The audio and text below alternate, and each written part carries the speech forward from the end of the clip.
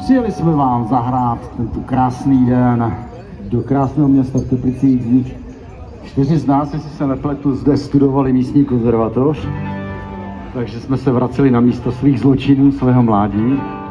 Dobře to tady známe, takže nebudu dlouho mluvit, odpálíme to tak, jak je naším dobrým zvykem, trošku toho našeho kraválu. Dobře si to s námi užijte, budeme rádi, když vás to bude bavit aspoň tak jako nás.